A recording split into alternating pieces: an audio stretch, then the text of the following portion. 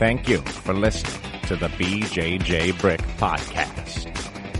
We'll be bringing you Brazilian Jiu Jitsu and good times. We hope to flatten your Jiu Jitsu learning curve, help you get the most out of your grappling ability, and meet your goals both on and off the mat. Welcome back, my friends, to episode 125 of the BJJ Brick Podcast. I'm Gary, and I'm here with Byron. How are you today, Byron? Gary, I think I'm doing pretty good.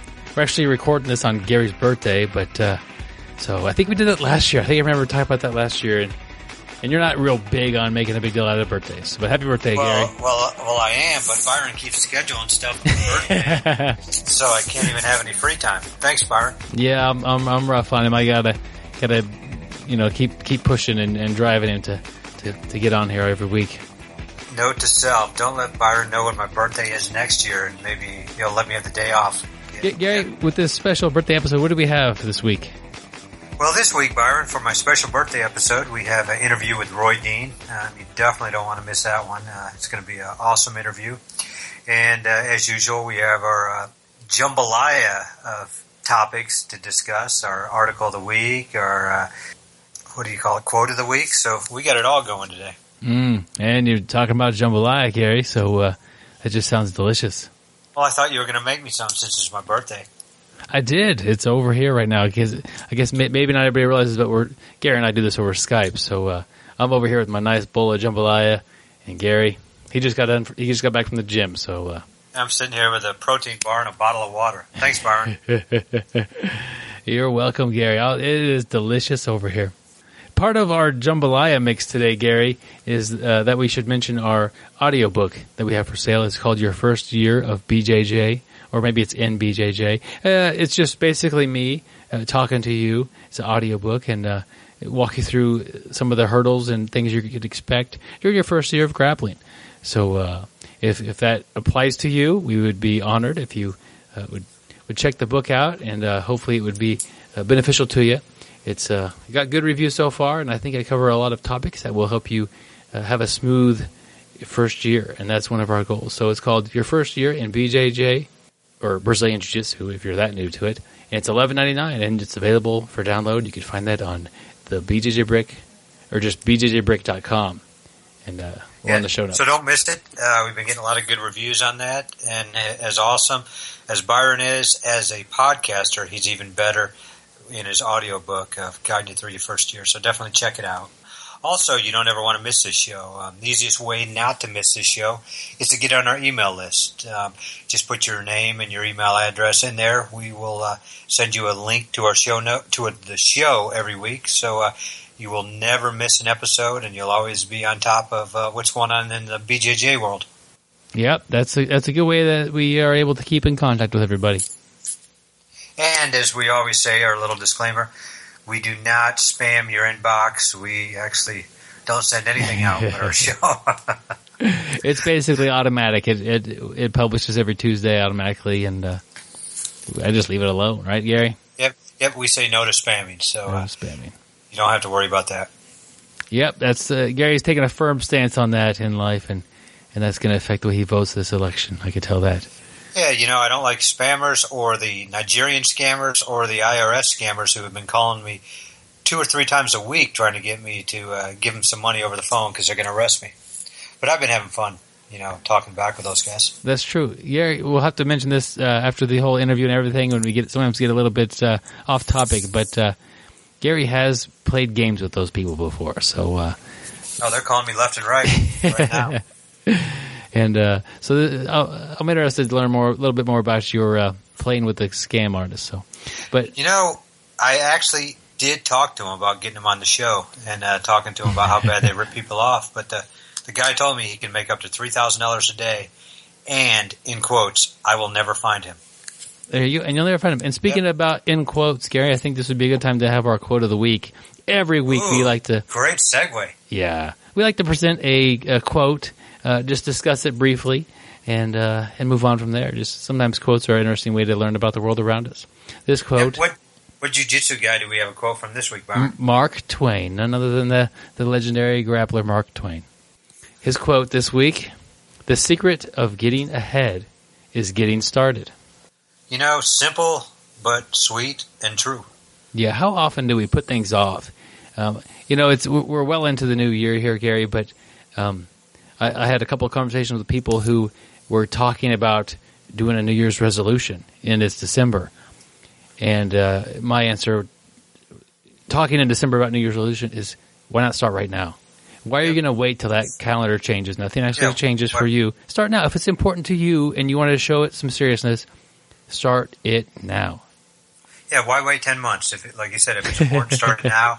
You got to do it. We talk about it. We talk about everything, even like getting started in Jiu-Jitsu. How many people do you hear tell you they're going to start it? They just got to get in shape, and years go by, and you see them again, and they're like, "Boy, I wish I would have just started." Think how far they would be, or anything in life. Just taking a jump at a new job, anything like that. You just got to do it. Yeah, and that's a common excuse: is I got to get in shape first, then I'll go train. And I understand where they're coming from when I hear that, but I don't think it's a good thing to put off. That you're already out of shape. You've already proven to yourself that being in shape is a difficult thing. And I think one of the biggest reasons why it's difficult is because a lot of times getting in shape is not an enjoyable process. And just by doing jiu-jitsu, sure, it'll be a little more uncomfortable because you're not in tip-top condition. But step in there, you can learn the techniques, and as time goes by, you'll find a fun way to exercise, which is better than that boring way of which you tried before that you either lost interest in or moved away from in the long run. So hopefully, that common excuse, once I get in shape, I'm going to come in there and check it out. I want to go train. The secret to getting ahead is to start. Just start. Don't put a shit off. There's no reason to push off grappling. Some people, I guess, may need to check out with a doctor first, but are you checking with a doctor before you do other habits that are actually bad for you? That's... No. But start it. It doesn't have to be jiu-jitsu related. It could be something at work or something with school or, something with another person. If you want to get ahead in something or do something with your life, start that thing. Don't wait till the calendar changes. Don't wait till the end of the week. Don't wait till Monday. Start it. Do what you can do to start that process now. Yep, if it's important, start it now. Byron, you talked about New Year's resolutions. Did you have one this year? I did not, and for the same reason that I was lecturing people in December about why Just wait for your resolution. Do it now. And I've changed a few things since maybe late last year. I've changed a couple of things I eat on a regular basis. I've started walking or jogging depending on my mood, but I do get up every morning and I do one of the two. If I feel up for running, I'll go run. If not, I'll go take the dog for a half-mile walk every morning. So a couple of things that I've started, and I didn't wait till the calendar changed. And these aren't hard things. I don't look for that to change my fitness in a big way, but it's just a way to kind of get me moving for the day. I mean, those are two little things I think I've done. I stopped drinking soda. Awesome. That's awesome. So how about you, Gary? Did you have any New Year's resolutions? Well, I've never had a New Year's resolution. I've always been like you, just whenever it's important, let's just do it. But this year I had a New Year's resolution. Nice. I quit drinking, and as of today, I'm basically, 59 days stop drinking. And when I say stop drinking, it's not alcohol. Okay. It's pop. I'm a pop drinker. Well, I was a pop drinker. But I'm treating it like it's an addiction. So I do tell myself... how many days I've done it, and my goal is to not even touch a single one for the whole year. Not even just like one time when I go out to eat. I'm not even gonna do it. So I've just started drinking nothing but water and green tea. So that is my resolution, and you hear me on the podcast, I'll keep it. Wow, Gary, this is I did not know this about you in this year. I'm impressed, and it's funny. You realize when we went to Bellator the other day that I didn't have you had a water. To drink but water? Yeah, we did go to Bellator, and Gary was drinking a water, and usually they'd have it was a Mountain Dew as your drink of pop, your drink of choice. So so I hate to jump into this even deeper, Gary, but if you do have a drink of soda pop and Mountain Dew or whatever happens, big deal. It doesn't mean you need to have one tomorrow and the next day and the next. You don't need to have 10. You just say, I had a freaking cold pop. I had a Mountain Dew, and back to my water from here on out. Though I'm afraid of that. I'm afraid that if I do have a drink, that I will go back to it. It'll turn into one, and then I'll say, I cheated and have another one. Oh, since I cheated, let's have a third for the day. And then next thing, let's have a cheat week. And it turns into a cheat month. And then I'm back to square one. I understand that thought, but it's just if I worry that people set such a great goal like this, and you go like 6 months and you have a little bit just because you're thirsty and nothing else is around, and then you're done. But Gary, you have a big goal and a strong will towards this. I know that you'll stick with it, and at the end of the year, you'll hopefully evaluate maybe how you feel or what this has changed for you. And, why stop when that calendar year changes if it's made any difference for you? The only difference I see is I'm eating a lot more. Nice.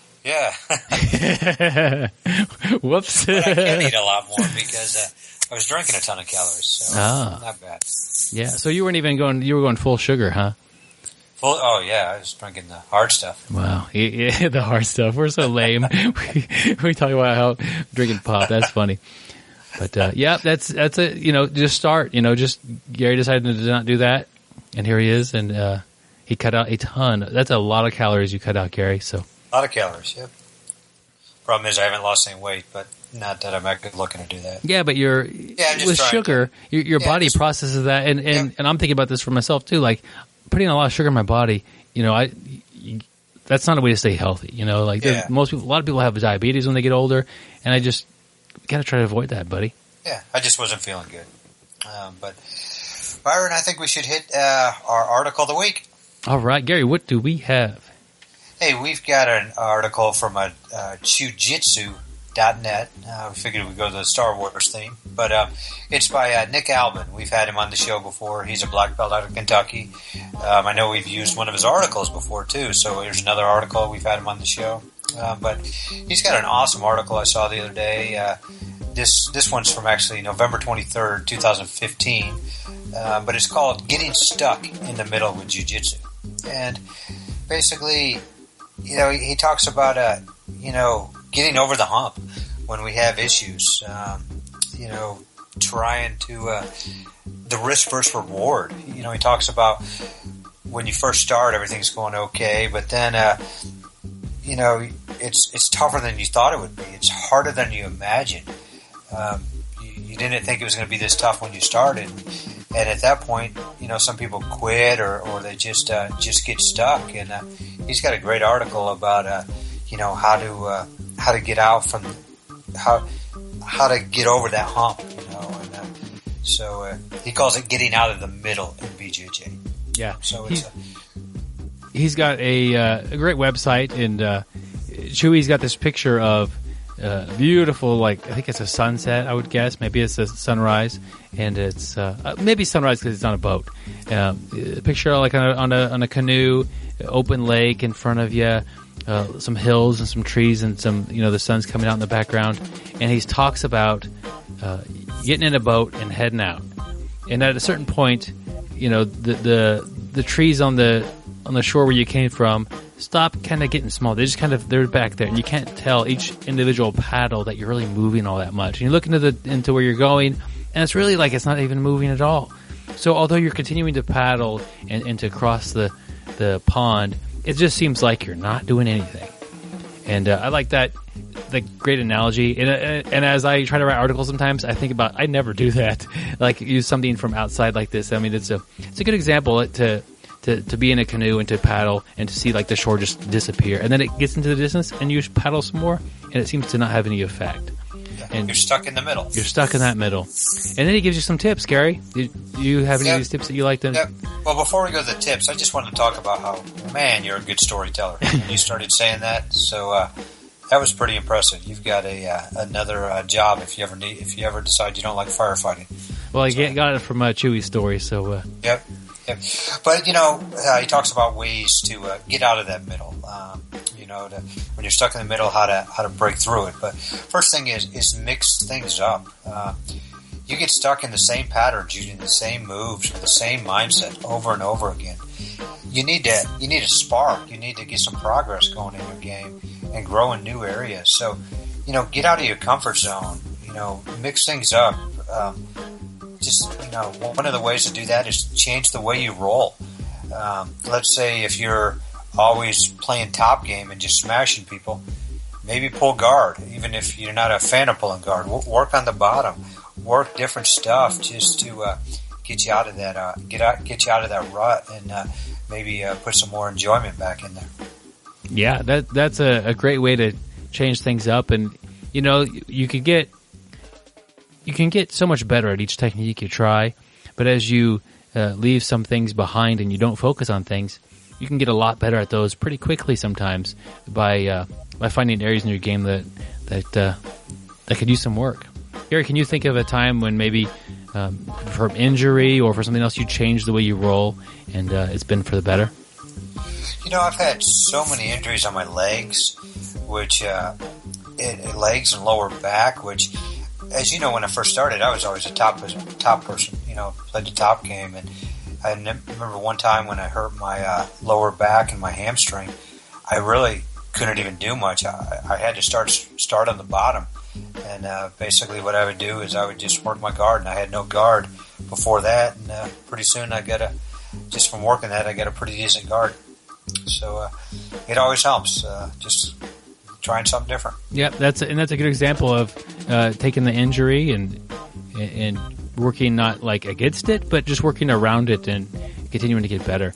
Another thing he talks about is going to a seminar and attempting to learn some new techniques. And this is kind of similar to changing the way you roll, in that just change that stuff up. You're really, as you paddle this boat, you're not really stuck.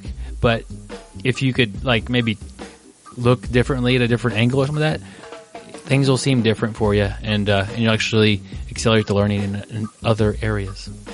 Yep. Another thing he talks about is compete. Sometimes you're stuck, you don't have a goal, which kind of hurts you a little bit, and some people need that goal all the time. So sign up for a tournament, compete, get you out of the rut. Yeah, sometimes it'll just make you get in there and train hard, and you got a goal, a month or two down the road that you're really working hard towards. So sometimes competing will help you. Yeah, and this next one here, you might be a little surprised at. We're skipping a couple, but one of the tips he has is take some time from BJJ. And you first read this and say, no, don't take any time from BJJ. But really, this will happen no matter what. I had to, a few weeks ago, I had to take some time off for my back was acting up on me and a little sore. And when I came back, I was more excited, more eager to learn, and more, happy just to be there. I think the week away was fine. In the course of a few months, I won't be less.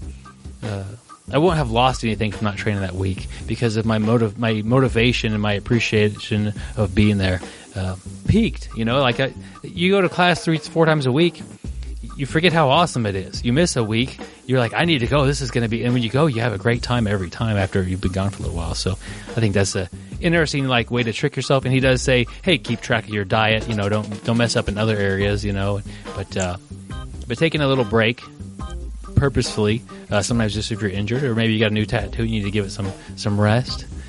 These are all things that could actually not hurt you in the long run. And speaking of taking time off from BJJ, Byron and I, as Byron just said, he had a back injury. We kind of hurt our backs about the same time.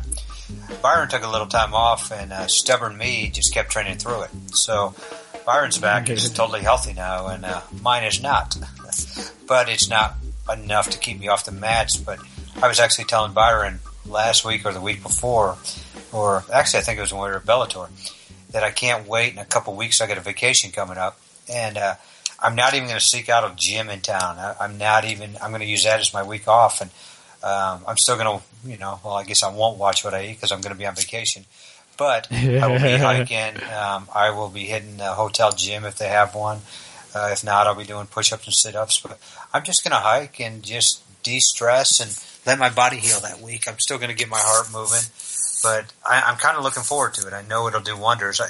And I try to, every now and then take a week off, maybe once a year, just to give my body a break. And like Byron said, I always come back so excited, and it's like missing your best friend. So you're like, hey, I'm back. So it's never a bad idea. But when he says take some time off, he's not talking about a year. Or 6 months.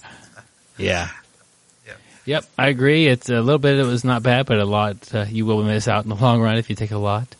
Yep. And he has one last piece of advice: don't stop. And I know we've had this in numerous quotes. Just keep plugging away. You may take that week off. You may do a competition. You may train your game up. You may drill more. But whatever you do, keep going. Even the guy who trains 1 day a week, who's been training 7 years, is a stud. Just as long as you never quit, you're going to always progress. And he finishes off with, remember, it's not a race to the finish. You don't finish Brazilian Jiu-Jitsu. I thought that's awesome, that very last line. You don't finish Brazilian Jiu-Jitsu. I like the advice of don't stop. Gary, I'm reminded of a time when I was a purple belt. I spent a lot of time playing a certain type of guard. We're talking about over a year I played a particular type of guard. And at the end of this period, I was evaluating it. Purple belt and this guard, I'm tapping out a lot of people. I would tap out the white belts and the blue belts and an occasional purple belt. And I would never get close to getting anything higher. And really, the purple belts largely could ignore what I was doing. And so I evaluated, I need to not do this guard anymore, and move away from this. And really, that whole year, I trained very hard. I focused on this. I spent a lot of time and energy. But that year, I really didn't improve the jiu-jitsu that I have now. But I didn't stop training. I didn't let that be some big demotivating factor. I was like, okay, time to move on and find something else. And occasionally somebody will put me in this guard, and I do just fine from the top of it because I've learned about it. But largely that year was kind of didn't go anywhere. But I was kind of stuck in the middle by my own creation, I guess, but my own design. But if no regrets. I keep going. Keep paddling. You'll get there. You can tell Byron is a much better podcaster than myself. He actually said, I was stuck in the middle. You actually put that into the line. I like that. You, Byron, are my hero. Well, Gary, now I feel stuck in the middle of this sentence myself, Gary, so I'm stuck in the middle of this podcast. I see Byron. He's already cleared the other shore. He's in the third lake. I'm still halfway in the first lake. And he's just, fading out. I can barely see him, but I'm trying to catch him. One day I will not stop. I will not give up. Yep, and you'll appear back on the shore, and I'll already have the fire going, and you'll just be able to walk in and have a good time. Well, the great thing is you'll already have the fire going, the shelter made, and some fish cooked. So it actually works out best for me. All right, that's the way it's going to be, Gary. I suppose if we were to go canoeing and get confused and stuck, but. All that aside, great article. We skipped quite a bit. It's a lot of information there. It's on jujitsu.net, and we'll put a link to it in the show notes. Our good friend Nick Albin, and we've got an interview with him as well. So always a good time to read a little bit of his work there. Gary, we got Rory Dean coming on the show here in a minute. He's got a new book that's out right now on this website called Amazon.com. Have you heard about that? Amazon. Is that? Oh, it's like in Brazil, right? Yep. This is strictly a Brazilian website. Okay. Yeah, but if you know how to do it, I think with a credit card and an address, you could get it from the United States. Okay, perfect. So, but his book is called Becoming the Black Belt, and it's really his story of being a martial artist and his story off the mat. And I've read this book. You get a Kindle edition. It's $9.99, and it's interesting to hear what was happening, while he was training, and at the same time, what was happening in his personal life and what was happening with work and things he was doing. And I think that's relatable. You may not be doing the same type of things he did at work, but you are having to combine 2 or 3 different aspects of your life and try to get things to work, and just to see how he did it, and you get his complete story, and you will find parallels that you could see with your own story, And I got a lot from it. When I did the interview, I hadn't read the book yet, but now I have. I read it. He emailed it to me, and I read it about a week after the interview. So I wish I'd even read it beforehand so we could talk a little bit more in depth. But maybe it's better that I didn't, so I could talk with somebody who would be maybe interested in it. But I recommend the book. It's called Becoming the Black Belt by Rory Dean, and we got the interview coming up.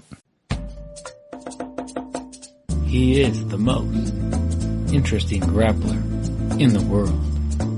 If you catch him in an armbar, don't forget to pry open his fist after he taps. There will be a small piece of paper with your fortune on it, and it's always correct.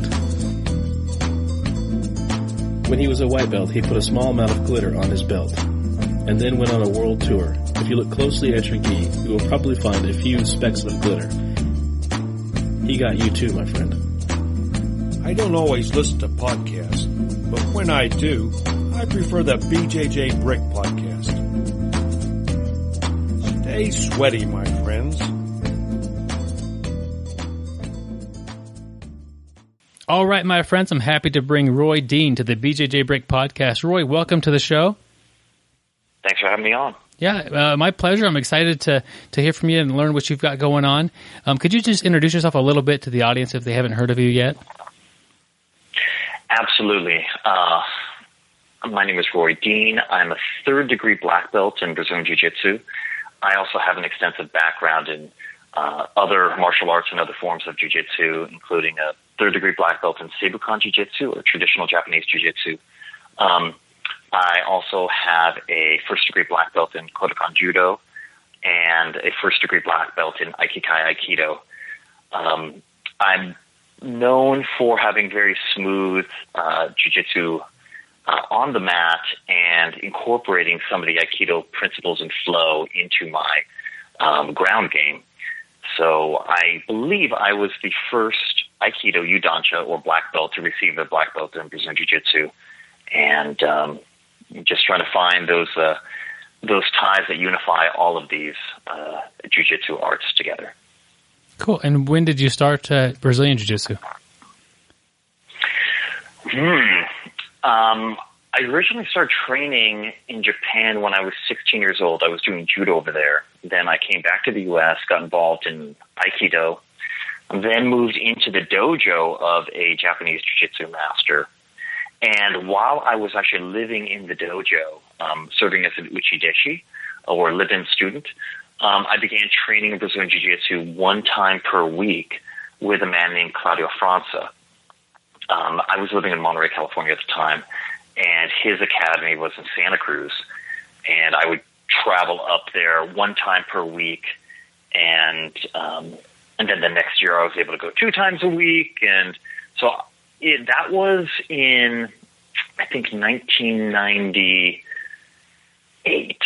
I began training in Brazilian Jiu-Jitsu specifically. Been training ever since. And since then, you've moved to the U.S., I'm assuming? How long were you in Japan? Yes. So, I only spent that 1 year in Japan. So when I was 17, I came back to the United States. And, and I lived in Alaska where I grew up. When I was 21, I moved to California to apprentice under that Japanese jiu-jitsu master, Julio Toribio. And I believe I was 24 when I moved down to Southern California to San Diego to attend UC San Diego. And that's when I really started to focus on Brazilian Jiu-Jitsu. I could do it, but I was limited in the amount of training time I could devote to it when I was living in Monterey. But once I moved down to San Diego, I could focus a little bit more on it, training under Professor Roy Harris. And who did you eventually get your black belt from?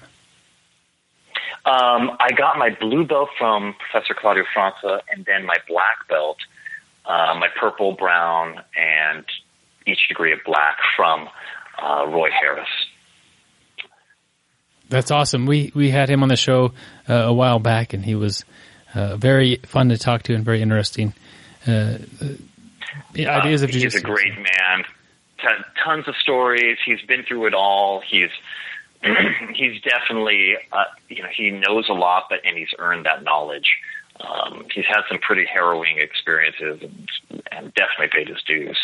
So I'm glad you guys had him on. And I was pleased to see he just did an interview with Budo Videos, and cool. That was also great. If you haven't seen that, I'm always keeping up with the Budo Videos. What they're putting out, a lot of fun stuff to watch and listen to. What was it like training with Roy Harris? Well, it was quite different originally. So I came from a traditional martial arts background, judo, Japanese jiu-jitsu, aikido. Roy Harris was the first time I went into a gym and it was no gi. Like, it was really no gi. They had hardly any gi classes. And part of that was from the fact that he had a little bit of arthritis in his hands, and he would put on a gi. I mean, we would do like 1 or 2 classes a week. But, it's much more, I feel no gi in some ways is very, very pure. It's just like one body versus another body.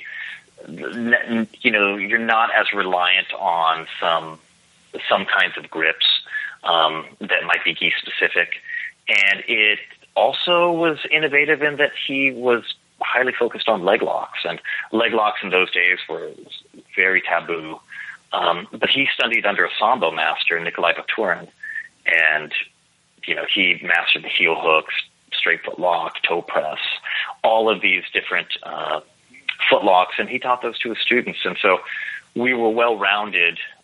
Maybe before it was in vogue to do no-gi and to do a lot of leg locks. Additionally, he's just an incredibly detailed instructor. So I wanted to go from blue belt to purple and brown and black and just, go up the scale, complete the entire journey. And he was able to articulate very clearly what I needed for each level. And when I wasn't performing, he was able to articulate what I needed to improve on.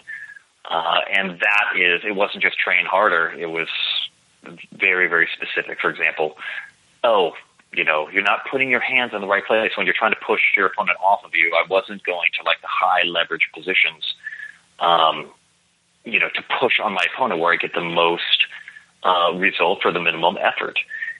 And, for him to even be able to voice that and then give me specific recommendations to improve my jiu-jitsu. I mean, that's what I like. I'm a very verbal person, and to have a very verbal instructor who can break it down to that level, it was definitely the right kind of teacher and learning environment for me. That sounds great. And I think it is also important to have the right teacher and student combination. I mean, he was communicating in a way that you were taking in and receiving that feedback in a good way. Sometimes you give feedback to a student and they just 10 minutes later, they don't even remember what you said.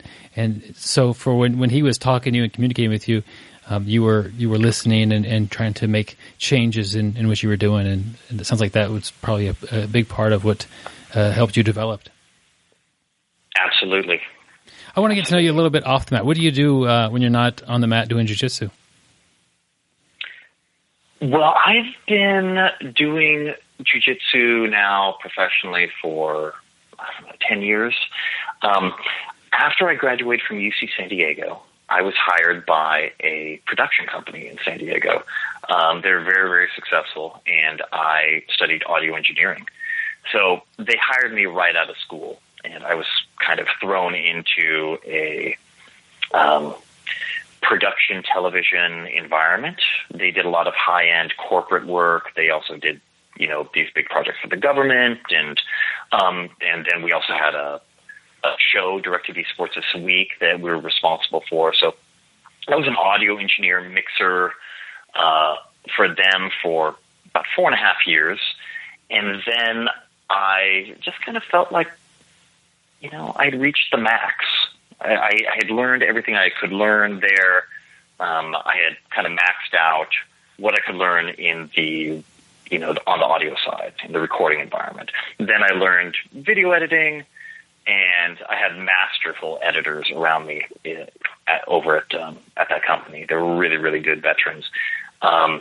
So they gave me some tips, and eventually when I got my black belt at 31, I said, that was it.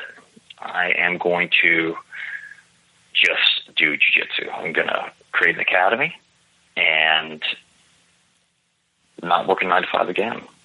So I quit my job, moved up to Bend, Oregon, and launched an academy. And that was a dream come true. I put a lot of effort into it, and it was really a fantastic adventure. And then I sold it at the end of about a year and a half ago. I was at the end of my lease. I sold the academy to one of my students, and then I just taken the last year off and focused on writing a book, my latest project, which is called Becoming the Black Belt. Tell me a little bit about that. Yes, Becoming the Black Belt. That is a long-term project I've worked on for very heavily over the last year, but I started the project a little bit before that. Becoming the Black Belt details my journey with martial arts. So essentially going from a white belt to meeting Claudio Franza, meeting Roy Harris, studying under them, getting those ranks, competing, all the trials and tribulations, the different training methods that you do, all of that. I talk about my competition experiences, and then I got my black belt. So that's the first half of the book. The second half of the book is when my life really started to change, and that is when I launched my own academy. So by launching my own academy, once I received my black belt, I had a vision to do things very, very differently than traditional Brazilian Jiu-Jitsu academies.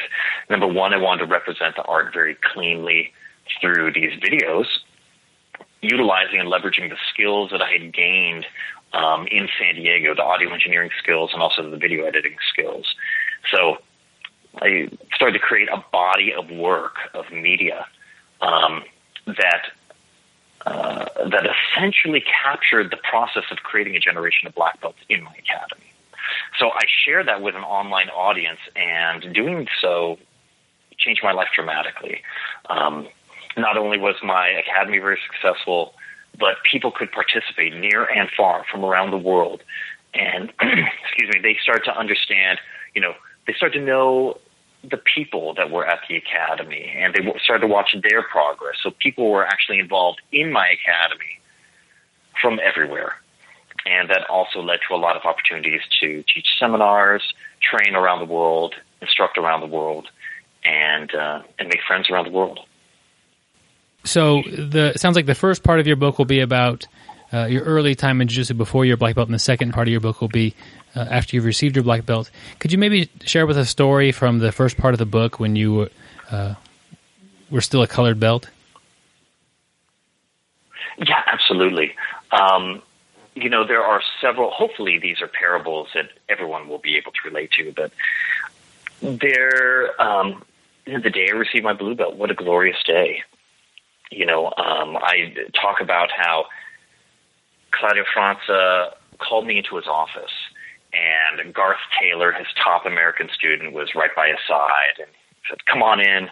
And he said, "We decided we're going to promote you to blue belt." And I just beamed. I was so happy because I really worked hard. I suffered for that belt, and it takes a lot of, having studied other martial arts, you're getting your butt kicked on the mat, and the level at that time was not geared toward, guys were just rough.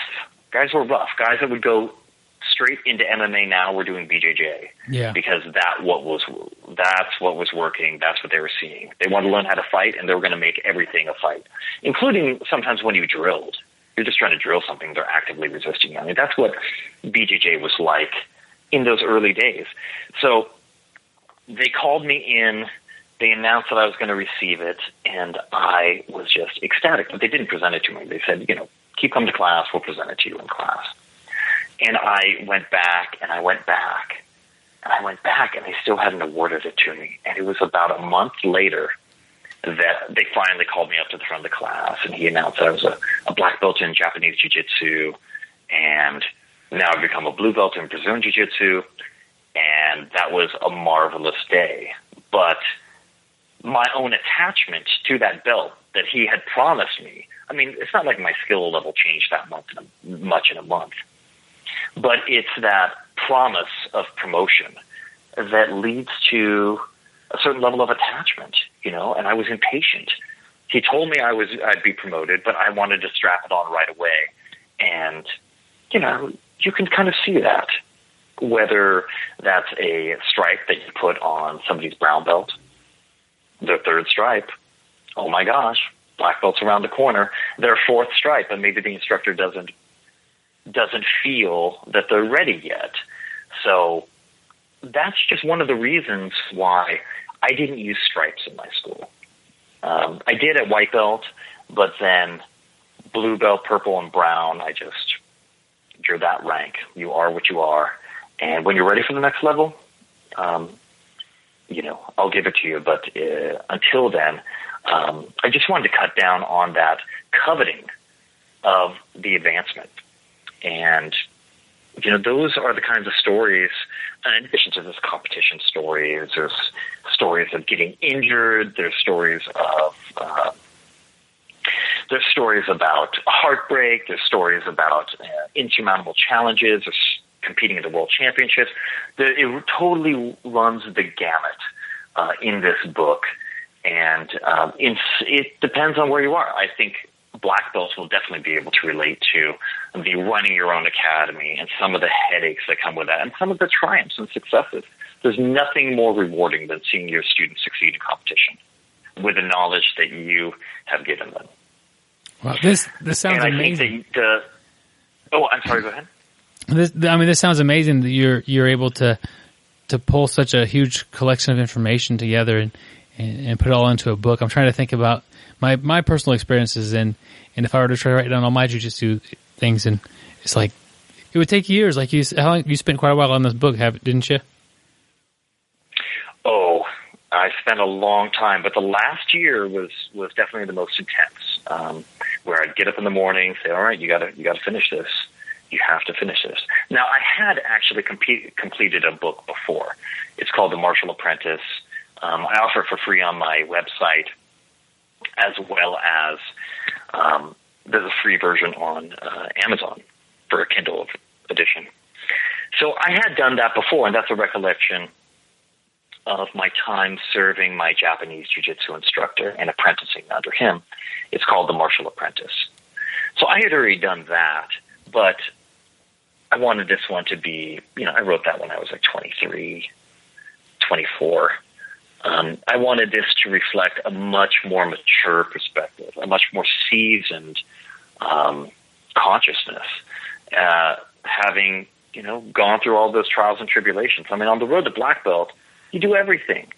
You do everything. You power lift. You do CrossFit. You buy certain machines so sport-specific motions will become stronger. You experiment with yoga. You try all kinds of crazy diets. You get this kind of gear, that kind of gear. You do it all. And I've been there. I've done that. And I wanted to share and hopefully save people a couple steps along the way, just from an honest reflection of what my process was. Yeah, I think anytime you are going to read someone's story who has experiences like you have, you're going to be able to find relatable things in your own story, and then also you can look at your teammates and say, well, they're probably going through something similar to what he had. You mentioned that early on, jiu-jitsu was very rough, and just the environment, the training environments, it was very competitive. People wanted to learn how to fight and do MMA, and now your style is now a smooth style. You do things, very, smoothly. So, what was that transition like? When did that happen to you? Well, I think the kind of smooth and flowing jiu-jitsu style that I have comes from a number of things. One, before I was even allowed to step on the mat in Japan, and don a gi, put on a uniform, they had me do ukemi. I had to do falling exercises so I could protect myself in judo. I had to do that for 6 weeks before they let me put on a uniform and even try a throw or attempt a technique. So I was doing falling every day, rolling, falling, high falls, et cetera, people throwing you. And I think that was extremely formative because, number one, that allowed me to basically fold and unfold your bones in a manner that you create these strong structures. So you can, bring your bones in and curl up. And then as you extend in a throw, you want to assemble and unfurl your body at a precise rate so that you strike the ground at the right time where the force is diffused through you. So getting the timing for that, it started in judo, and then it was probably taken to a higher level in aikido. In aikido, there's a lot of emphasis on the receiving techniques.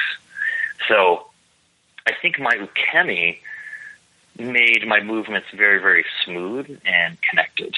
And then eventually later it turned into drilling and that. So that very smooth quality I have in my grappling, I think it comes from my classical background, and a lot of it is due to ukemi. Now, in regards to it being rough in the early days, it was just something that was forming. Claudio Franza is a gentleman.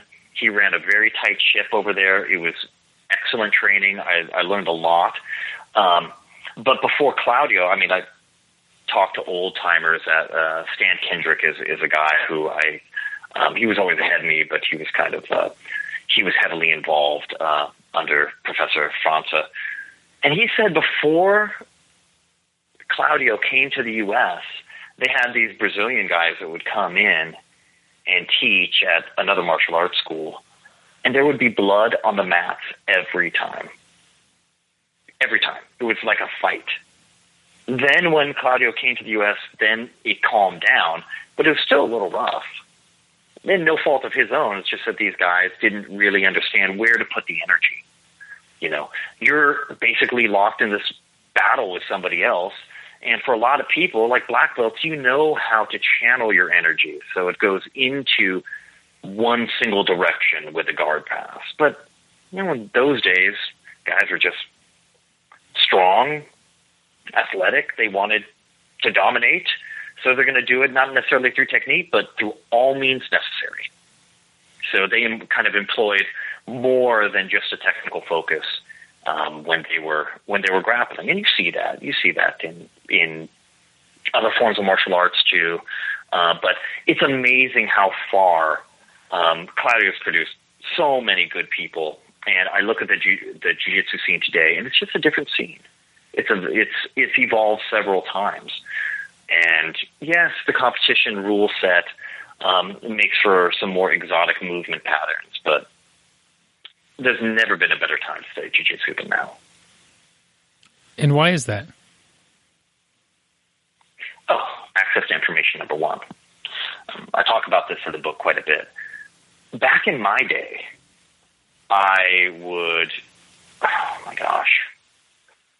there were a few VHS sets available, but they were very expensive. Very expensive, and I couldn't afford them. I did save up money to buy Claudio Franza's VHS instructional set, and that helped considerably. But, there were no live streams. There wasn't even really that much competition footage. So what I ended up doing was going to events, competitions, recording the matches of the good fighters, going back home, taking 2 VCRs, and splicing it together into my own highlight reel so that I could study what was working.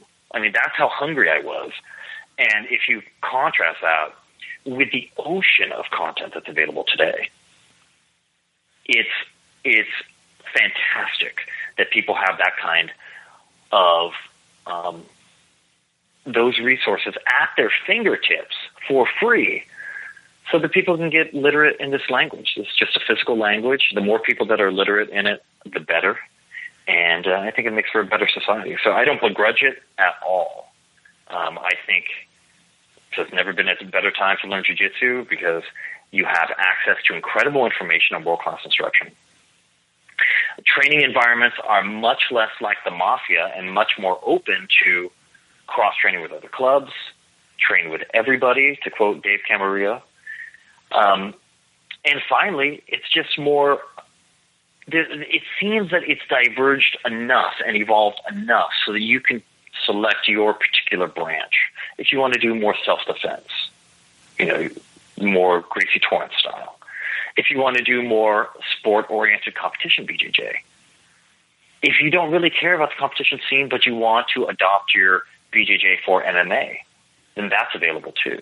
The style that I taught was much more middle path.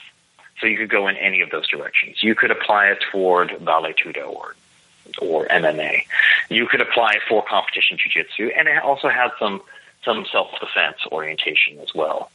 So I think whatever flavor you want to specialize in or you want to indulge in a little bit more, you can do that and you can be happy. And if you're not happy doing one particular flavor, you can find a school where your preferred emphasis is there all the time. So there's so many reasons, but I think those are a few. Yeah, hit on some very good points.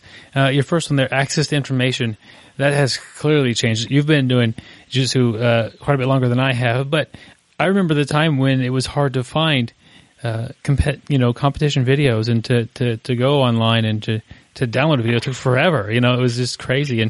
And you're splitting VHS tapes and hooking them up together. I mean, there's members of our audience that don't even know what that means. Like they, you could, if you're in high school now, you don't know what a VHS tape and why you'd put two of them together. Like that doesn't make sense to them. So, I mean, like big changes, I can get caught in a submission and go look it up. While I'm still at the gym on my phone and I have it right there. But there's a big difference between information and knowledge. Understanding something and having somebody actually explain it to you and you feeling the move versus just seeing it sometimes. Do you think there are some students that get too involved in just getting more and more information and don't actually have a deeper understanding of jiu-jitsu in this modern day that we have? Yeah, and I think, yes, I do. I also feel that because you can... Well, for example, when I wanted to train in Aikido, I'm going to use a completely different martial art. When I wanted to train in Aikido, I didn't have an instructor that was available in the area. I was living in Canada, actually. I was I was doing grade 13 classes. I finished my last year of high school in Canada because I didn't get academic credit for the year I spent in Japan. So I end up over there. I want to study Aikido. Wasn't able to. So what do? I read every book on the subject. Everything I could read about. I memorized the biography of Morihei Ueshiba, the founder of Aikido. I knew about the techniques. I bought Aikido and the Dynamic Sphere. So they had illustrations of the techniques. I learned everything I could, but that is still not. That is not really Aikido. I have a kind of a surface understanding of it and an understanding of the history. And number two, that is so far from skill. That is not it at all. So I think that people confuse knowledge and skill too easily these days. They look up a bunch of techniques or they see things online and they get the shape of it, but they don't get the feeling of it. You can't read pressure online. You can see somebody squirming, but you don't know what that really feels like. So in jiu-jitsu, people talk about invisible jiu-jitsu. There is that element of that tactile reality of doesn't he just escape? Well, yeah, that's because he's pinned with tons of pressure that you really can't even imagine a person of that size generating. So when it comes to people being YouTube scholars and, coming into class and, here's a counter to this, I think it's good to have a big vocabulary. Yeah. But being able to, actually use the words that are most convenient for you, I think that's more important.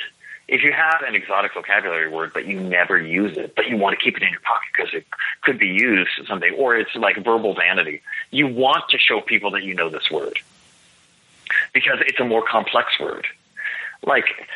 There's a little bit of that going on too, So I think that basically being able to communicate, people go more for the flashy vocab than the actual meat and potatoes communication style that you should master. And finally, knowledge does not equal skill. Skill requires knowledge to know the proper path and trajectory that you should put your efforts into. But, it takes a long time, and it takes a lot of dedication. A lot of that dedication requires boring repetition in order to get things really smooth and automatic. You use your conscious mind to program your subconscious mind and get these techniques in there. And the people that are aware of what they need to do but aren't willing to bridge that gap through kind of the boring repetitions and the work of it, that's a little bit dangerous too. You mentioned that in your class you like to teach self-defense and sport jiu-jitsu and I wouldn't say I would label it like that. I might say, here's a very sporty technique. Okay. This isn't good for MMA or something like that. But I basically just taught jiu-jitsu. Okay. And you felt that your students could do. You felt that your students could do any of the variety of things branching off of what you were teaching them? I feel they could. I think if you give people a nice base to work off of, okay, that they could segue into different environments, because ultimately it's about intuitive body movement, intuitive leveraged body movement. So he's like, well, what if somebody attacked you like this? Well, I don't know. I don't know how I'm going to react. I have absolutely no idea. I had a friend who was doing Systema, and he was like, well, what would you do if I did this? And I was like, I have no idea. I did something. He's like, well, that seemed pretty legit. And basically that's it. What Mr. Harris talks about scenario-based training. And unless you do scenario-based training where you recognize the specific threat, what the order of importance is for neutralizing various aspects of that threat, in a multiple attacker scenario, which guy should you use first? How do you control him so that you can shield yourself from the other people? Unless you do stuff like that, and you're really a self-defense expert, I sometimes think it's better to just teach intuitive body movement so that people will just have an understanding of, what to do, how to move, how to escape, how the joints bend, how they do not bend. I think that is more important, and ultimately that serves you better than going very, very specific with specific self-defense scenarios. Yeah, that's very interesting to think of it that way, in intuitive body movement. I want to catch up with you. We talked quite a bit about your past and stuff. So what are you doing now? Well, I'm in a fortunate position that while I was running the academy, I used it like a film studio. So I generated a lot of media that I put on YouTube, but then I also developed what I call the collection, and that is all of my long-term media projects, more long-form media projects. For example, blue belt requirements through black belt requirements, the white belt Bible, year one seminars, Nogi Essentials. That whole body of work is available as, in various forms in the digital sphere. So I have them available on iTunes and direct downloads and Amazon, et cetera, et cetera. So now I just do seminars. I did a seminar in Los Angeles last weekend, and I'm going to Norway in early March, and I just teach jiu-jitsu. Sounds nice. You've definitely earned the spot to be in that position. I've definitely put in a lot of work. Let's be clear. I've definitely put in a lot of work, and I am in a very privileged position. So my goal now is to, all right, well, you got to justify this. I have a really nice situation, but what is the next thing? When I was running the academy and I had all these belt demonstrations, I was producing all this media, white to black. It was great, and I was very, very inspired because I felt like I was moving not only the art forward, but I was moving the medium forward, the martial arts instructional medium forward in the way that I presented the information, in the level of professionalism that I brought to the, whatever production I happened to be working on. And now it's changed. The steam ran out with that a little bit. It's like, well, how many more jiu-jitsu things can I do? So, and, you know, you keep pressing on. Then I was like, well, I haven't done any GoPro jiu-jitsu videos. And now let's do like some really slow motion stuff. And then you kind of exhaust all that. So now I'm on a very new adventure. I moved down to Palm Springs, California. I have some friends that run a great judo and jiu-jitsu club here, Coachella Valley, Brazilian Jiu-Jitsu and Judo. I came up with those guys. I'm helping out over there, training, improving my wrestling. And this next year is dedicated toward media generation, but something very different than what I've done in the past. It's me being a student again. So it's about traveling around. It's about meeting people that inspire me. You know, what gets me juiced? Finding a meditation teacher. You know, finding a really good Ashtanga teacher. I'm a big advocate of Ashtanga yoga, particularly for people that are serious about Brazilian Jiu-Jitsu. You need that kind of counterbalance in the body work that you do to keep you conditioned, flexible, and even. Going around to whether it's they're successful business owners or successful authors or whatever it is that I happen to be interested in, that I want to learn about. That's what I want to capture. So it'll be more Anthony Bourdain style travelogue, in addition to, you know, me teaching in various environments. So essentially a virtual dojo. I had the brick and mortar dojo. It was great. It was beautiful. The day-to-day of actually running a martial arts academy, that can wear on you. A lot of people think like, oh, that's the dream. Well, I had the dream, and it's amazing. But there are also some, look, you got to pay the price when it comes to that too. There are definitely drawbacks to running a brick and mortar academy. And being, you know, I was in a relatively small town of Bend, Oregon for 8 years, and now it's time to fill the cup back up, you know, go out there, be inspired, do work, improve my wrestling, train Sistema, train Aikido, train whatever I want to do. It doesn't have to be BJJ. And all of that will inform my Brazilian Jiu-Jitsu, and all of that will inform my affiliates and the students that are under me. So I think I'm in a rare position, and I want to really maximize it. And I'm excited. I'm actually going up to a place called Esalen, which is on the coast of Big Sur. It's a retreat center I've always wanted to go to. And that's going to be my first big adventure. I'm going to do a travelogue as I head up there. And while I'm up there, I'm going to be filming a new instructional course, How to Be a BJJ Professional is the working title for it.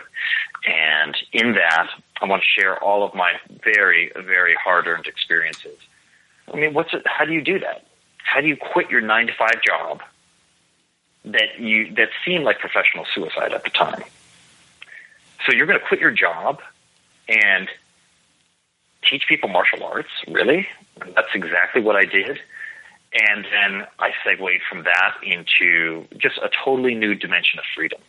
So part of it is how to teach Brazilian Jiu-Jitsu in a way that's fun, accessible, and sustainable. If people look at what I did with my academy and they want to replicate my success, this will be the closest thing to it. But then also, there's an element of entrepreneurialism in it. Like, you can do that. The tools we have today are better than ever. And the internet has democratized success and pathways and channels to people that can assist you with your goals. You know, you can't do everything yourself, but utilizing the power of the internet, you could be an entrepreneur. You can do what I did. You can quit your 9-to-5. You can teach Brazilian Jiu-Jitsu.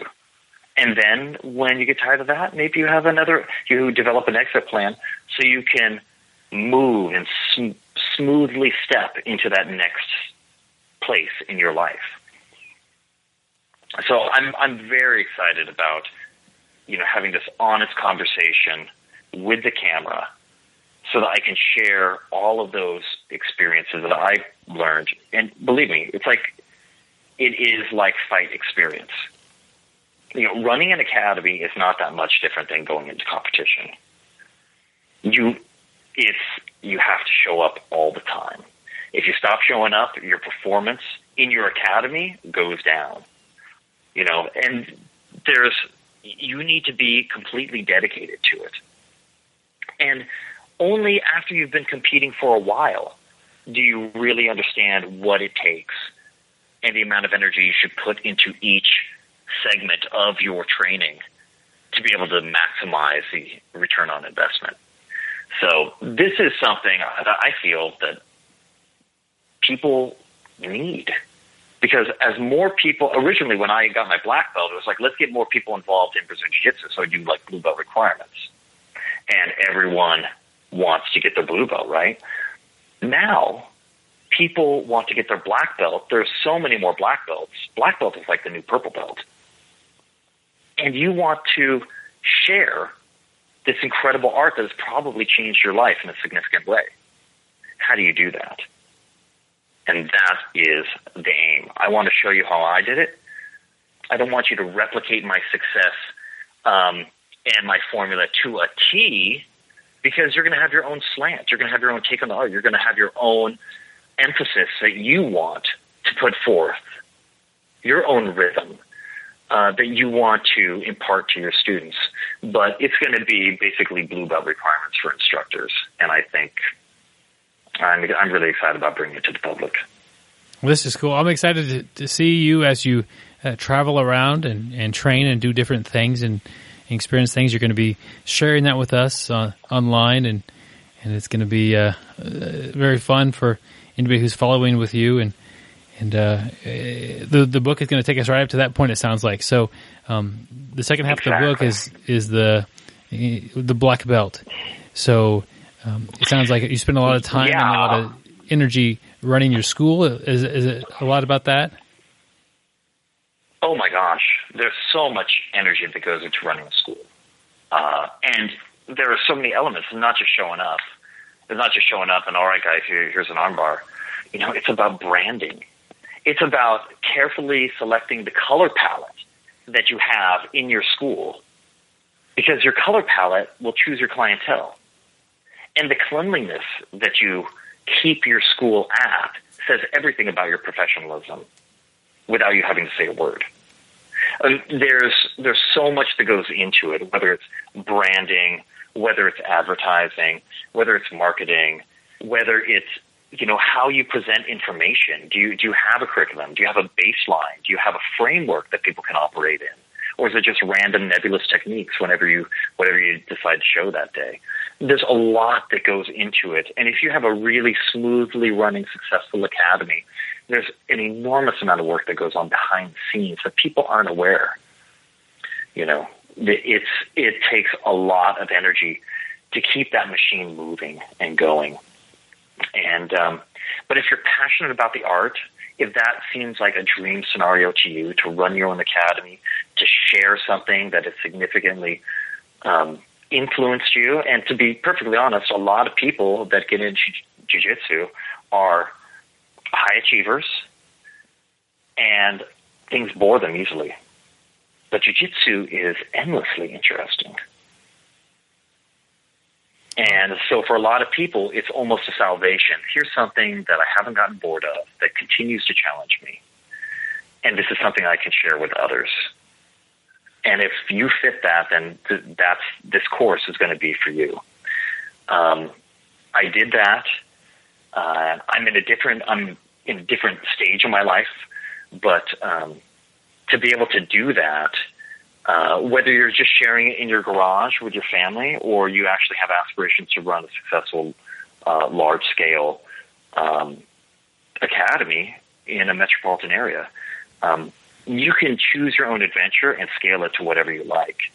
But the most important thing is that we continue to share and pass on the art in the right way. Yeah, this is great information, and I'm thinking back for when I started and when you started. when I started, the mats were like Rugburn City. They were like old gymnastics mats, and it was a rough thing. And now you go to a school and you wouldn't see that. Like you said, the way you present and brand your name and your academy is very important. So I think just by doing a good job of that, you get 10 people in the door, maybe 8 of them stay, where before as 10 would come in and 2 would stick around, and you were definitely one of the ones who was willing to go through anything. If you're reading Aikido books just to try to get some information, you were really interested in it. There was no borderline. Yeah, you were really hungry. That's a good way to say that. But a lot of times you could take a person who's interested, and then over the course of a few months or a year, they become really hungry, and it becomes a part of their life. And I think we're going to get that more and more as time goes on, as the quality goes up, as you kind of alluded to.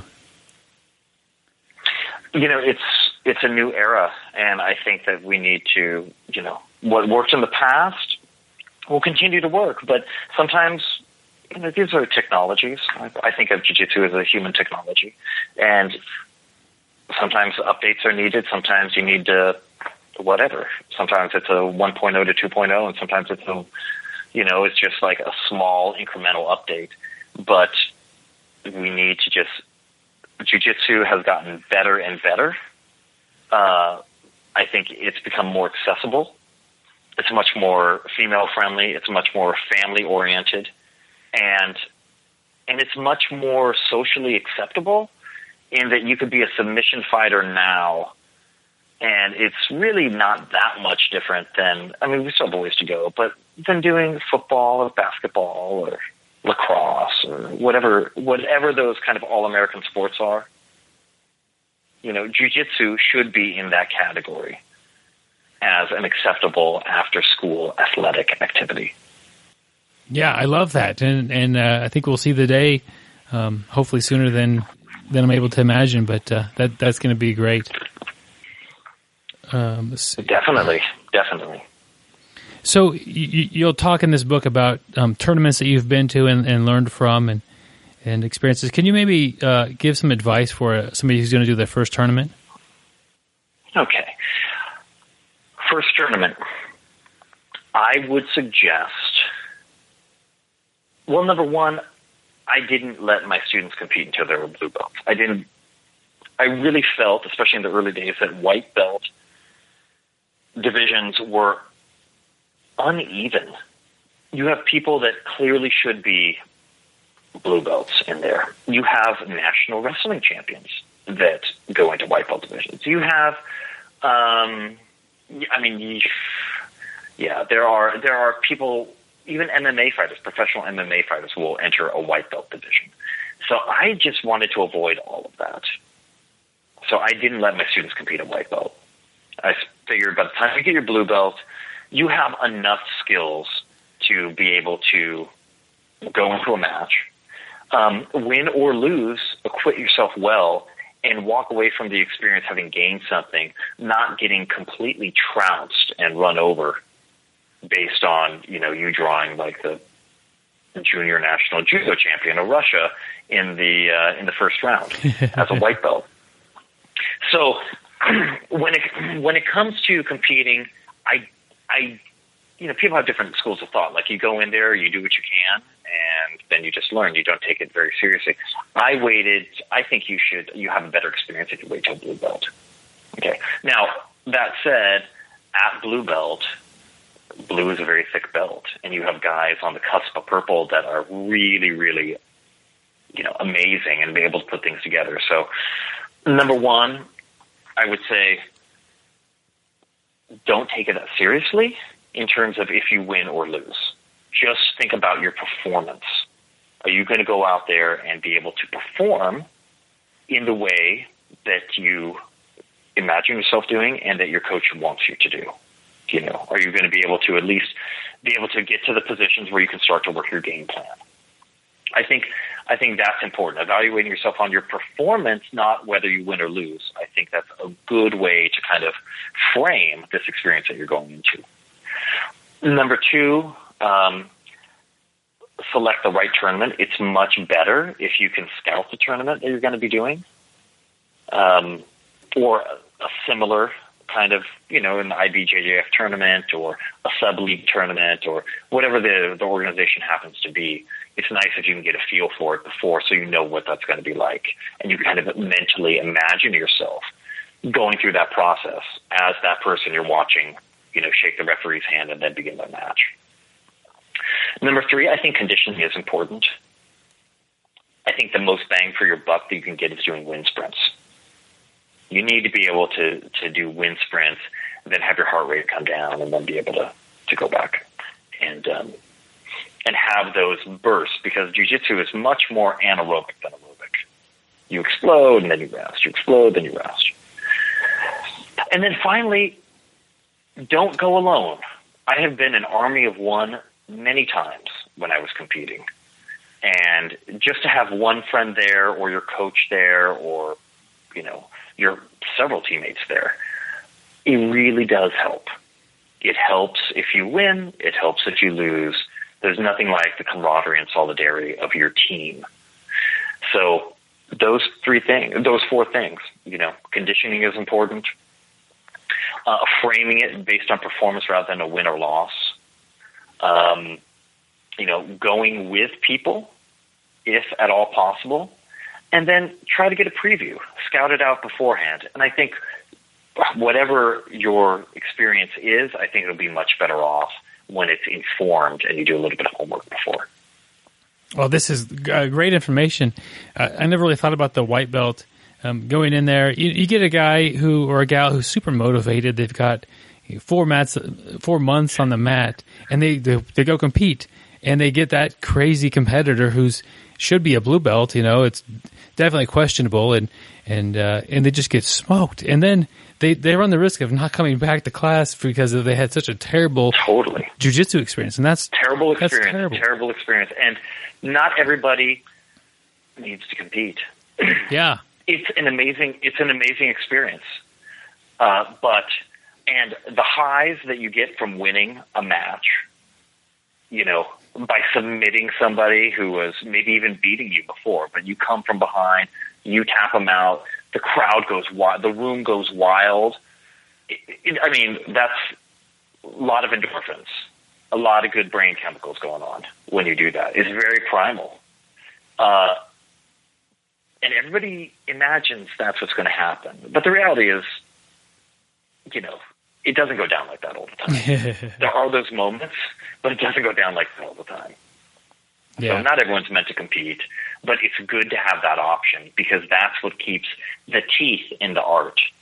Aikido is a good example. I have a lot of respect for Aikido. It significantly influenced me. It was the BJJ of its day, late 70s, early 80s, when Steven Seagal came on the scene later, but it was, people were training in it before, during that time frame, late 70s, early 80s. Aikido is jiu-jitsu. It's just a different flavor. It's a different range, and it doesn't have competition. And I think because it doesn't have competition, some things go unchecked. And competition grounds you.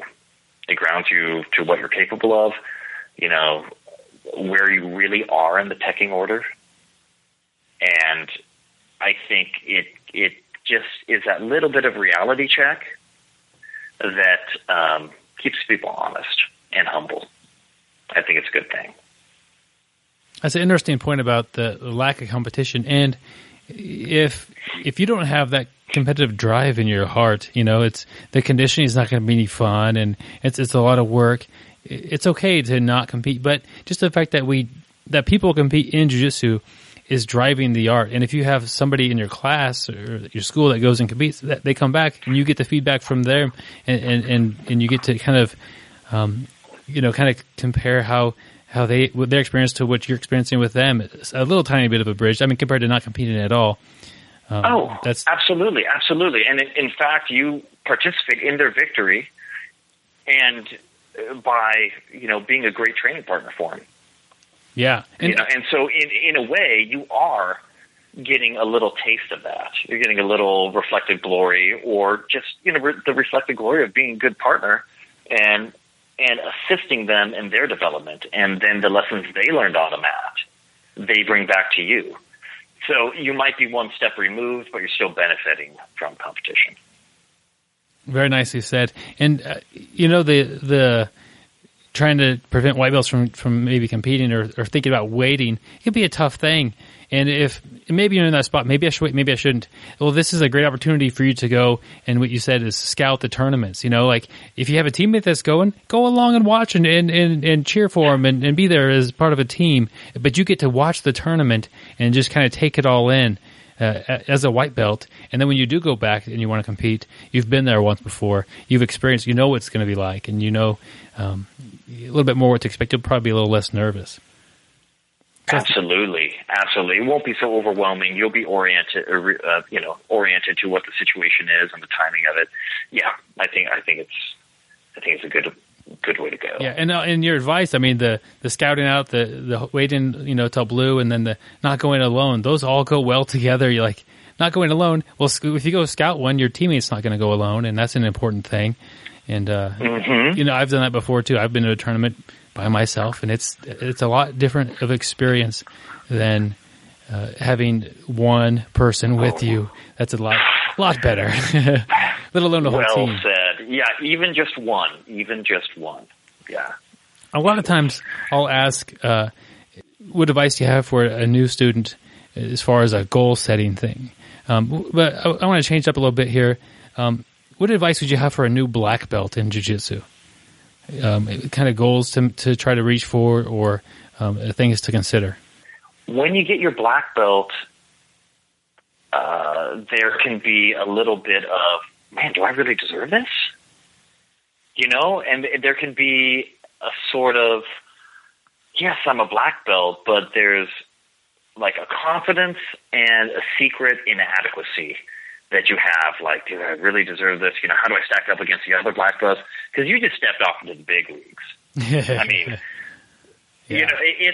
There are guys that have been working their games for so long, and the confidence when they reach those positions that they favor, you feel that. I just rolled with there were several new black belt promotions at this club that I'm training at, and I rolled with one of the new black belts, and I happened to catch him in a knee bar. He was not expecting it. He wasn't expecting it from that angle. He wasn't expecting it at all, and he said, "Well, I guess there are black belts and there are black belts," and it's all about like recognizing that you are in a new venture here. You're a white belt amongst black belts. And, dude, you have formidable, sharp skills. You have a skill set that is lethal. And you have worked very, very hard for. But don't have a chip on your shoulder like you can't lose. You will still pay your dues. You will still pay your dues, even at black belt. I did, And it took about 4 years for me to be like, I have to kick everyone's butt that comes in the school. Like, I got to smash everybody. I got to show them. You go through that phase where you have to defend. You got to defend the belt. Got to defend the crown. And then after like 4 years, I thought, man, if somebody catches me, they got to be really good. And you just let it go. And you do get caught sometimes. Sometimes you let people in the game, and sometimes you don't let people in the game, and you still get caught. So I would say to a new black belt, you should celebrate every time you tap. Every time. Like, lose your ego at the door. Yeah, you do it. You have to do that to go from white belt to blue belt. But you have to do it at every belt rank along the way, including black belt. And if you really want a lifetime in the art, especially black belt. Well, and you say celebrate, not just not get upset with, but look at it and say, I am fortunate that I'm training with people who are tapping me. Dude, absolutely. And you know what? If they caught you, it's probably pretty good. I remember there was a visiting purple belt who came in, And he was really good. I knew he was good, and we rolled, and he caught me in something off a transition. Like, I shucked him off my back, and he fell right into, like, a choke or an arm lock, one of the two. And it was dope. I was like, oh, my, that was good. He was like, oh, thanks. You know, that's precisely the moment when you should get excited, like, ooh, he's got something good, and you should basically steal that. You should take that, even if it's from a lower-ranked individual. Because, and to be perfectly honest, you know, whenever I travel around or do seminars, whatever, people show me things, and the stuff they show you is not their worst stuff. It's their best. It is their best stuff. And what do you think of this? Hey, you know, I made this move up. And that kind of like open-minded curiosity, I'll tell you the wrong way to approach that is like, what, you don't think I've seen that before? You know? Yeah. And it should be, these people are giving you their best stuff, whether they're using it on you or they're just showing it to you, and they're busting out their A games. They want to feel what your game is like as a black belt. Man, you got to just like let that ego go. And it's very difficult as a fresh black belt to not want to. You can't ever tap, right? But that's exactly the wrong thing, because once you hit my age, like I turned 41. Once you hit my age, it's much more difficult to compete with guys in their early 20s that are black belts. I have like 20 years, 15 to 20 years. And yeah, I know I have tricks and I have, you know, I'm good, but just in terms of overall, all factors in, athleticism included, you know, it's way harder. It's way harder. And you need to, it's about letting people go as an instructor, and it's about being okay with just tapping and letting go. You don't have to dominate all the time. And as you get older, that's going to be forced on you. So you might as well get used to it now. Well, that's great advice. And you mentioned that it was tough the first 4 or so years to realize that you didn't need to tap everybody out all the time. But after a while, you realize that it's, you know, if they're catching me, they're good, and they catch people all the time. Totally. It's not a big deal to them, you know. So that absolutely. And yeah, so a lot of very seasoned people have given this advice before, but you know, as I go through the process, you know, I competed in my 20s. I taught it, although I had my own academy in my 30s, and now entering my 40s, it's you've done all those, like the highly athletic phase, the more didactic phase where you're sharing everything, and look, now it's more about fun. And the more you can just keep it fun, enjoyable, keep your ego in check, I think that is where it's at as a more evolved jiu-jitsu practitioner. Because as you go through this, you evolve from white belt to black belt, but then there are all these other factors that go into your game and how you feel about your game. A lot of white belts feel like, man, I would be competing all the time. If I had his skill level, I'd be going out there, and you know what? Maybe not. But maybe by the time you've paid the price to reach his skill level, you don't know what his body feels like. You have absolutely no idea what his body feels like when he gets up in the morning. You know, so you might think that it will be a certain way when you reach that place, but no, it will probably not be like that. You know, you will always have deficiencies in your game that you want to improve, and you will always be a little dissatisfied with your game, and it's just the way it is. You know, I could maybe describe your. You mentioned a little bit ago about when somebody shows you a move, they're showing you their best thing. You know, like when you go travel and you see it, you have like a blue belt curiosity. Like as a white belt, sometimes someone can show you something and it could be total garbage and you can't quite get it down. But blue belts, you show some garbage to blue belt, they're gonna say, oh, that's not going to work.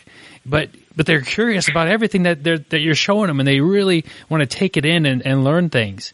And that's a thing that somebody with your experience a lot of times is is gone. Like you do know tons about jiu-jitsu, and I'm going to show you my favorite thing, and even if you've seen it before, I bet you're still looking at like maybe some details that I might be doing, or not, or showing you that would clue into your game, and just that keeping that curiosity that you're forever going to be a student and you're always going to be learning things is huge to your own growth long term in jiu-jitsu. Well said, brother. Well, thank you. Where could somebody get this book, and what could they expect once they get it? Well, by the time this is broadcast, it should be available on Amazon. Check in the Kindle section for Becoming the Black Belt. And the Nick Gregoriadis, my friend Nick Gregoriadis, also wrote a foreword for it, and it's a beautiful foreword. I'm very, very pleased with it. I can't wait for people to read this.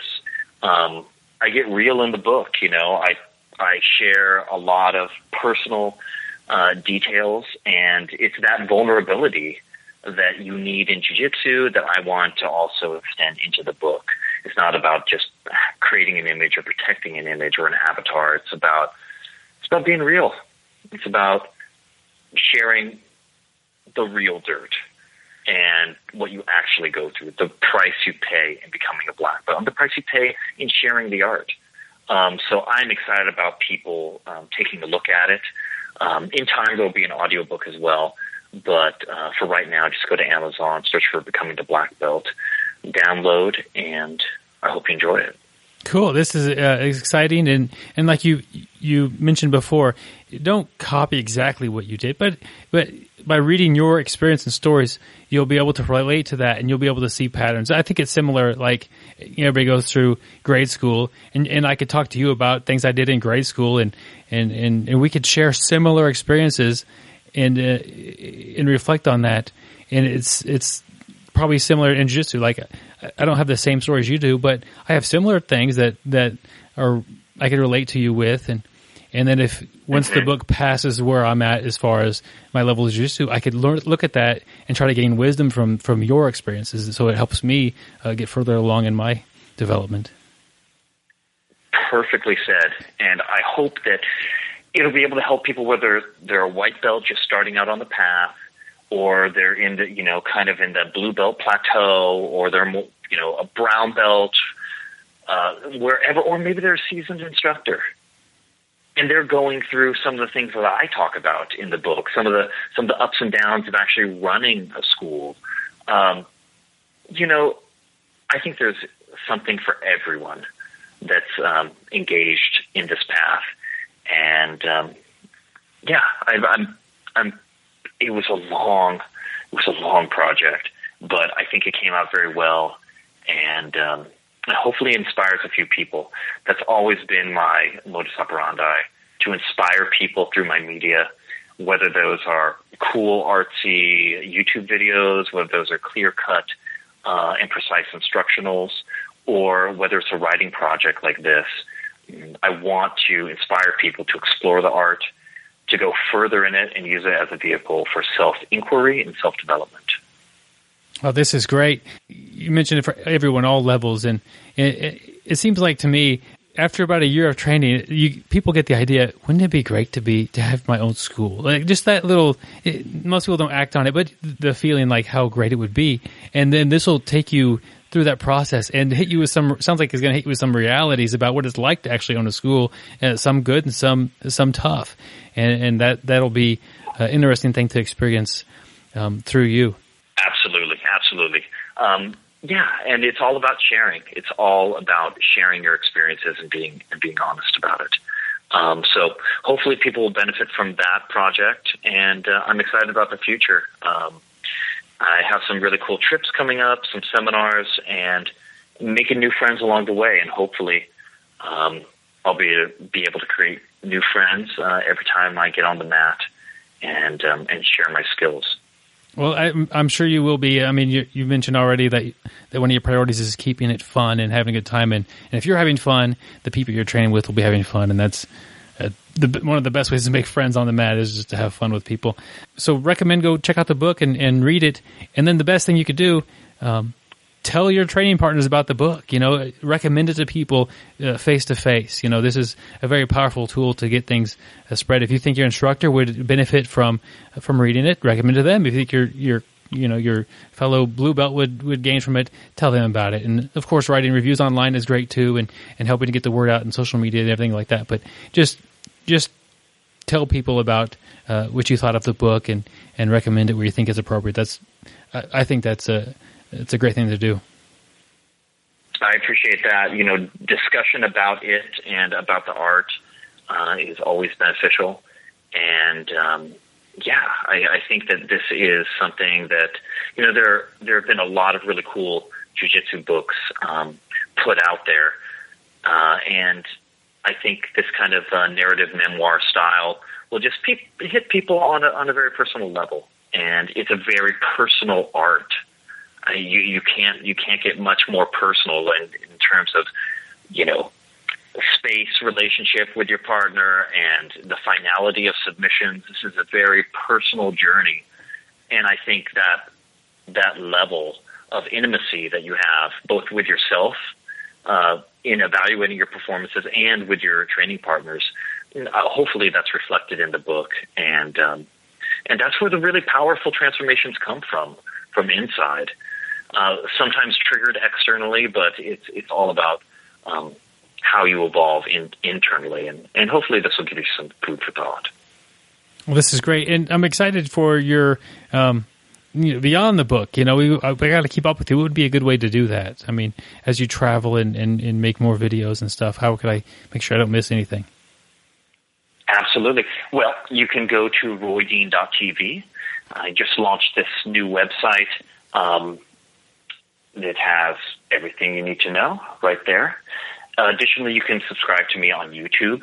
I have a really great library of instructionals, belt demonstrations, artistic jiu-jitsu videos, and there's going to be new things on there as well. So YouTube, just search for Rory Dean and go to rorydean.tv, and you'll be able to keep up with the latest explorations and adventures. Cool, and I'll put links to those and your book and everything else on the show notes, make it easy for everybody to find you. Do you have any sponsors you want to mention? Yes, my gi sponsor, Origin. Origin approached me a few years ago, and I went to their BJJ immersion camp, and I was really impressed. I was really impressed with Pete Roberts. He is definitely visionary in terms of the BJJ scene and what he's doing to create American gis, actually weaving the fabric here in the USA. He's very technical about it. And it's not just another gi, it's more of a movement to keep things here in the U.S., keep these technological innovations, and keep evolving the most important piece of performance where you have in jiu-jitsu, which is your gi. Additionally, they have a really great lineage. If you haven't been to the Origin BJJ camp, it's highly recommended. They come from the De La Riva lineage. I'm very impressed with it. Cool to enter into that, be a guest and enter into that lineage and see the angles that they work, their particular strengths, with obviously De La Riva guard and grip breaking. And it just shows me, even though they are a different strain of the BJJ scene, there are strong technical lineages everywhere. And that's part of the beauty of this art, is exploring and discovering great jiu-jitsu everywhere you go. Cool. And I'll put links to that as well in the show notes. Any final words you want to say to the audience? Just want to say thanks to everyone that's listening, and anyone who supported me over the years, whether that's through a DVD, a digital download, or just a very kind email. Jiu-Jitsu has been very kind to me, and I feel very fortunate, and I want to give back and continue to inspire people in my own unique way, and hopefully be able to save people a couple steps in the process. It's a beautiful art. I think physical literacy is achievable for everybody, and Jiu-Jitsu is the way to achieve that. Awesome. Well, thank you. It's my pleasure. Thanks for having me on, and I hope your listeners enjoyed it. Well, I'd like to thank Rory Dean for coming on the show and dropping knowledge to us all. I know I learned a lot from it, as well as Byron. But one thing I kind of hit home for me is I've been training a long time. I know Byron has also. But when we first started, there was really not much online to learn from. We had to learn, totally on the mat. And I think that was good in some avenues, and especially since I was new. I think sometimes now a lot of new people, start checking out advanced techniques and get so far ahead they can't really conceptualize and put everything together. But the one nice thing I would have liked to have access to a little bit more, I would have been able to, because we only had class twice a week, and I would have been able to maybe look something up if I had a question instead of waiting, till the next class period. I could look something. But I totally forget about that sometimes, about how different it was training back then. We didn't have these, where you could buy MG in action, Marcelo Garcia's, or other martial artists have that, where you just get access to just tons and tons of material. And even without having a subscription for somewhere, you can still find tons and tons of very good material online. So I just thought that was really neat, just talking about that. Yep, you're right, Gary, and it's been a big change. And thanks to Roy, there's a lot of quality video out there, and thanks to many other people as well. But I'm just thinking about, if you're considering getting the book, it's $9.99 on Amazon. You could download it to your Kindle within seconds of listening to us right now.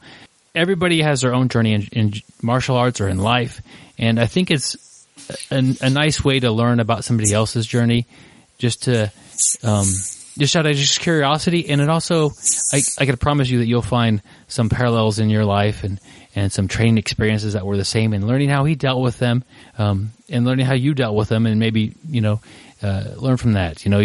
It's so rare to get such a detailed story of somebody's martial art history that this should, if you buy this book and you didn't get anything from it, send me an email and yell at me, because I really think that this will be worth your time and a good read, and should benefit you, on and off the mat. So highly recommended for me. And I did write a review. You could go to Amazon. So do this. Just go to Amazon and read my review that I wrote about his book, and that'll get you there and get you reading other reviews, and maybe it's right for you. Yeah, and Roy's definitely a pioneer in the sport. He's been around. He knows so much. So what a better guy to to guide you through your life. Learn what he did. Now, hopefully, you'll find a way to help him. If not, no matter what, you're going to enjoy it. It's about Jiu-Jitsu. We all love Jiu-Jitsu. So if you're listening to this, you're definitely going to enjoy Roy's book, and we'll put a link to it on their show notes. Definitely check it out. It's on Amazon, and give them some support. There you go. And don't, you could use our link if you want, but it's not any sort of a paid thing, or affiliate is the word I'm looking for. Just, if you already have Amazon, go type in Becoming the Black Belt, and it'll pop right up. And check out, read my review that's on there, and hopefully that'll help you out a little bit. Speaking of reviews, we like to get reviews for this show. And so much like I wrote a review for the book that I read, that Rory Dean wrote, we would much appreciate a review of the show on iTunes or in Stitcher Radio or wherever you're listening to this show that has reviews. We greatly appreciate that. Yep, and we're all over the interwebs. We're on Facebook at BJJ Brick. We're on Twitter. We're on Instagram. So definitely check us out on the interwebs, and tell all your friends about us. If you like this show, I bet a lot of your friends do Jiu-Jitsu. Tell them about it. What a better way to show us that you appreciate our show, just by telling your friend to give us a listen. We'd appreciate it. Yep, it's always an honor to have somebody give word of mouth recommendation. They send an email later, hey, a friend recommended this show, and I've really enjoyed it and learned from you guys. That's huge to hear that we got a new listener, and huge that somebody else liked us enough to tell them about that. So that's the biggest compliment we could get. And the other part, we're always trying to make the show better. So if you do give us a review, we do take that to heart, and we try to make the show better. And if you have an article, if you read a blog, send us one of your articles. We definitely could use it for the show. Or if you know somebody, your instructor or somebody would be a very good guest on the show, let us know. Yep, we do an episode every week, Gary. So we're burning through like 52-ish articles a week. You know, that really adds up over time. Yeah, so a year. So sometimes we're scrounging for an article. So if you've written one, or you have a friend, or maybe your coach writes articles, send that to us at bjjbrick@gmail.com, and we'll be happy to definitely consider it. Gary, the music, what's that, man? I was going to say, speaking of our article, Stuck in the Middle, if any of you listeners want to go onto our Facebook page and tell us when you were stuck in the middle, or stuck in a little slump there in Jiu-Jitsu, how did you get out of it? And I think we could share that with our listeners and help everybody else out. So if you have some time and you're listening this far into the show, go onto our Facebook page and tell us how you got out of your slump when you were stuck in the middle. There we go. It's always good to get new advice from our listeners. Speaking of getting stuck and trying to get out of it, I think Gary's trying to get out of his audiobook commitment here, as he's the music is going, buddy, and you're trying to change a topic on us. So, this is the time of the show when I put Gary on the spot and he discusses his audiobook that he has not even begun to work on, but I know we'll have it done next week. And I probably won't. You probably won't, but you have a ton of experience. So your audiobook this week is called Email Scams and Slams, How to Do a Digital Armbar. Man, I mean, the nice thing about this one is it's probably my best title ever. Digital Armbar.